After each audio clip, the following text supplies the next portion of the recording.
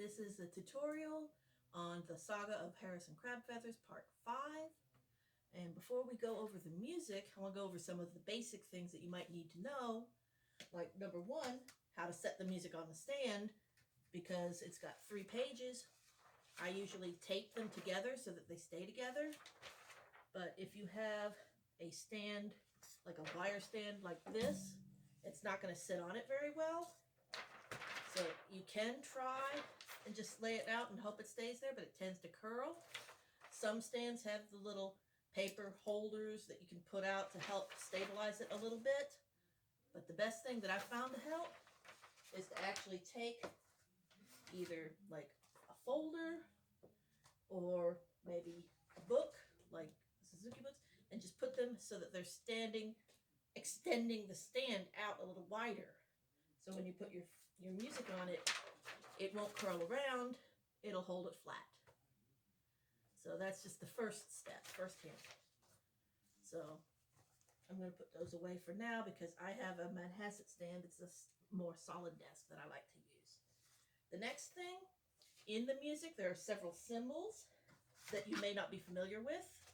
You can skip forward. I'll give you the times for when the music actually starts if you want to do that. But in the music, if you look in your parts, you'll see a few symbols that you might not recognize. Like the first one looks kind of like a big letter S with a line and a couple dots. That's going to be important because that's called del segno. That's a segno or sign. Oh, this pen's not writing very dark. But the segno is the symbol. It's at letter A. That's going to be where we go back to at the end of this piece. Right now, when you start playing, we don't actually start playing anything until letter B. But if you look at letter D, you'll see a couple of repeat bars at the beginning and end of this section. And what I normally do on something like that is I will either use a highlighter or a pencil or something to draw something just to show. So it's really easy for me to see that there's a repeat bar here.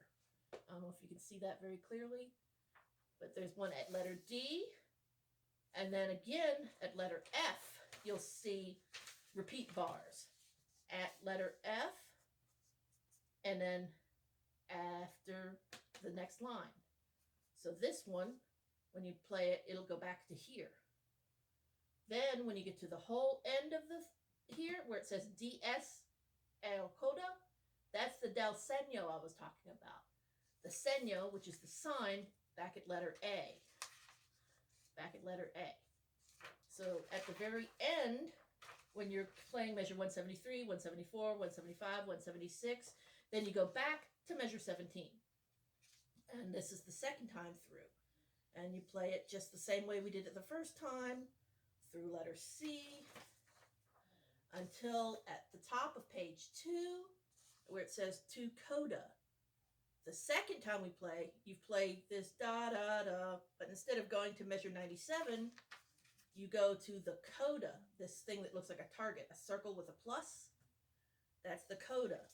So that'll be where you go the second time. It's like a giant second ending. So when you play, you want to have all 3 sheets down, open, so that you can look back and forth, because the music's going to go back and forth from, repeating in the second page, repeating on the third page, going from the third page back to the first page, up to the second page, and to the end of the third page again. So, next step is when you're playing pizzicato, if you have time to pick the bow up at the end of measure 80, you can play the B section without holding the bow, or you can play it holding the bow. But if you're going to pizzicato holding the bow, what I normally do is, instead I'm holding it like this, I curl the whole thing up into the palm of my hand and keep my first finger out. And then if you put your thumb on the side of your fingerboard and pluck, that way the bow will be out of the way and you can play. And it's possible even to do a 1 and 2, but that's a little harder. Or if you have time to leave the bow down then you can just put your thumb here and make sure you're pulling to the side instead of straight up and down, because you don't want that snapping on the fingerboard. We want it just to be nice round, like we're playing the bass. We're like the electric bass or the jazz combo. But you have to have the bow when it goes to arco at measure 81, letter C. That's where it goes back to using the bow. And it stays arco until you go back. And then at letter B is in pits again. And letter D is also pits. You'll notice it should say back and forth when it goes to arco. One last thing before we actually start playing. At measure 145 on page 3, you'll see it says div arco. That means divisi or divided. So you pick either the top line or the second line at measure 145. So if you play the bottom part, you'll just hold this B flat for 3, 4, 5, 6, 7 measures, and then play the 8th measure, and then go to measure 153, the next line. If you play the top part, you go for D for 2 measures, then E for 2 measures, then F natural second finger for 2 measures, then G for 2 measures, and then you go to measure 153. You do not play that second line at all. If you're going to play the top part, I would even put an X on the second line so you don't accidentally go from the top part to the bottom part.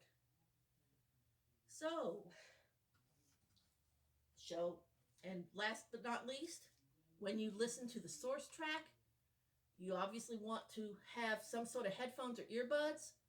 But if you use headphones like these, I usually leave one high or off my left ear. So when I'm playing, I can still hear my cello and then hear what the sound is in the headphones. I'm not going to use that right now because we're just doing a practice. But you don't want to put both earphones on because then you won't really be able to hear what you're playing. So I'm going to use a metronome that I have found online. Just instead of the source track, I could play it with the source track. But we want to practice a few things, so I want to just talk about this. So first, that's about how fast the whole thing is going to be. 1, 2, 3, 2, 2, 3, 3, 2, 3, 4. 2. But when we're at letter B, okay, I'm going to stop this for a minute. The rhythm, you'll see 2 dotted quarter notes. So the 2 dotted quarter notes, if you're counting 1, 2, 3, 1, 2, 3, 1, 2, and 3, 1, 2, 3, 1, 2, and 3, 1, 2, 3, 1, 2, and 3, 1, 2, 3, 1, 2, and 3, and 1, 2, 3, 1, 2, and 3, 1, 2, 3, 1, 2, and 3, 1, 2, 3, and this same rhythm, this 1, 2, and 3, 1, 2, 3, that 2-measure rhythm is going to happen over and over and over. So what you might want to practice is just being able to go back and forth between going 1, 2, 3, 1, 2. It's like 1 and 2 and 3 and 1, 2, 3, 1 and 2 and 3 and 1, 2, 3, 1 and 2 and 3 and 1, 2, 3. And if you can't do it at the full speed, start slower. Start your metronome, like 145 is the whole speed that we want to go to. Let's start slower. Like,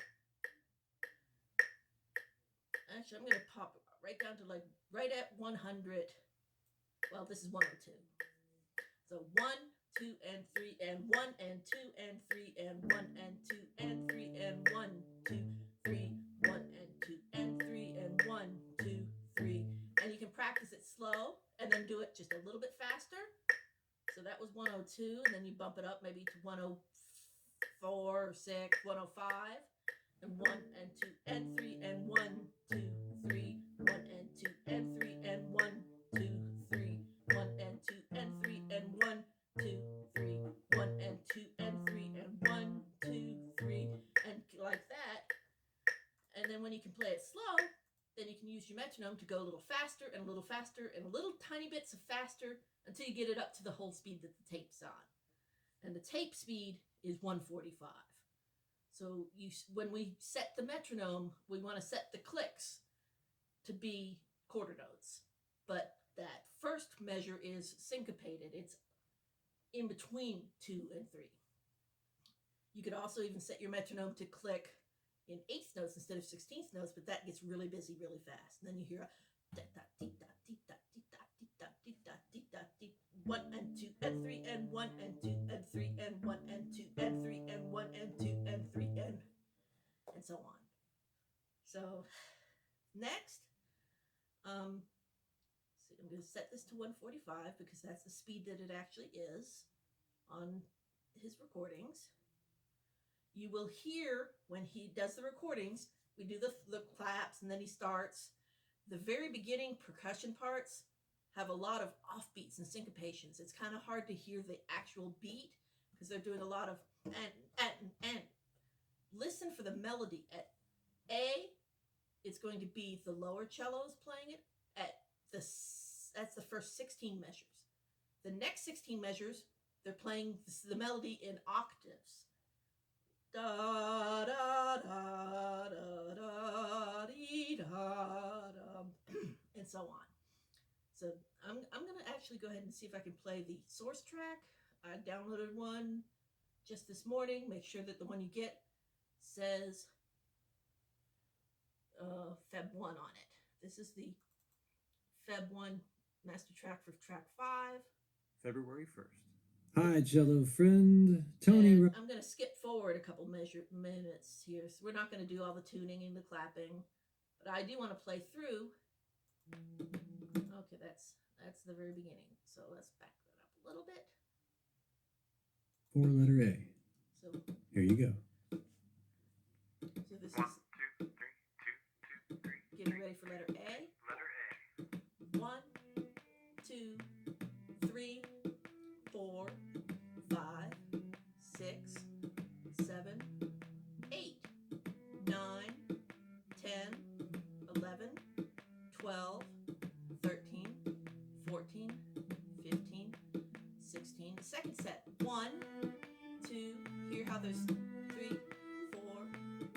More cellos playing now. 6, 7, and 8, 9, 10, 11, 12, 13, 14, 15, Letter B. 16, letter B.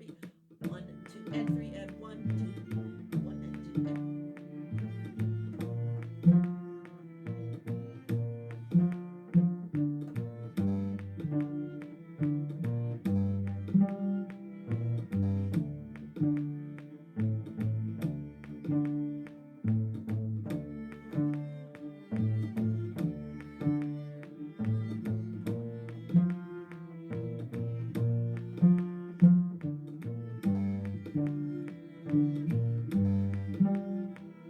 and then here you would have to get your bow if you didn't pick it up before. Go ahead and drop out for a measure if you need to. Letter C. No.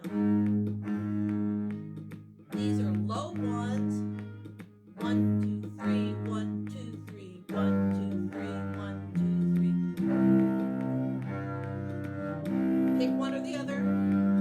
1, 2, 3, 1, 2, 3, 1, 2, 3. 3.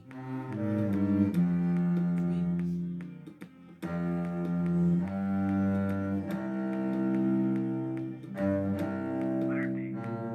Now pluck. 2, 3, 4.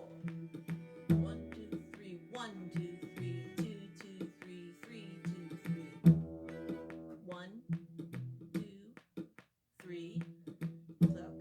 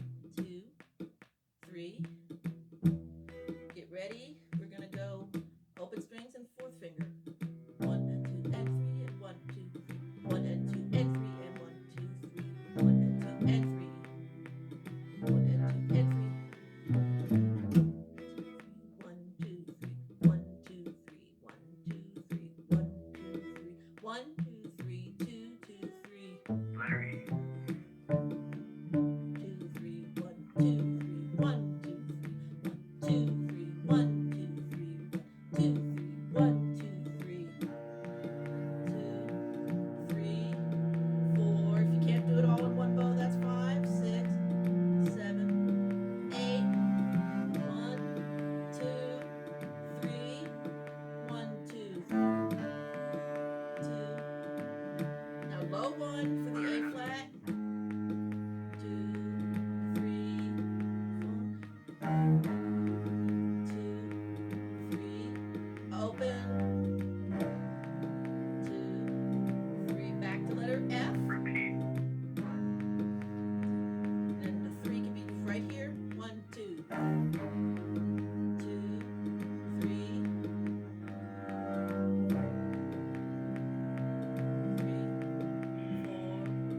173, 174, 175. Back to letter A. 2.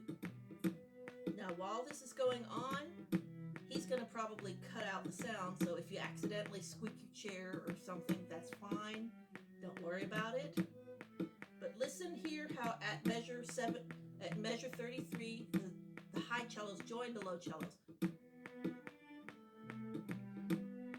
They're 5, 6, 7. I'm going to keep the bow in my hand this time, curl up in my hand and plucking around it.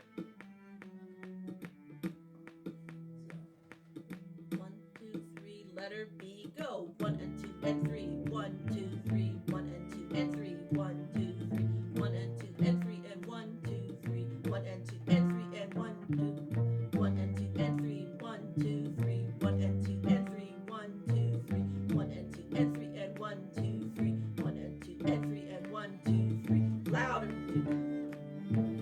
1 and 2 and 3. 1, 2, 3, 1 and 2 and 3. 1, 2, 3, 1 and 2 and 3 and 1, 2, 3, 1 and 2 and 3. 1, 2, 3, 1 and 2 and 3 and 1 and 2 and 3 and 1 and 2 and 3 and 1, 2, 3, 1 and 2 and 3. 1, 2, low 1. 1, 2, 3, 1, 2, 3. 1, 2, 3, 1, 2, 3. 1, 2, 3, 1, 2, 3. 1, 2, 3. I'm gonna play the higher part now. High flat. Get ready to go to the coda.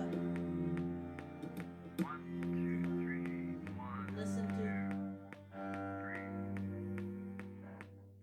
1. at the end. You're not using the metronome anymore. You just listen to Tony tell you when to play and when to stop. Hold your position.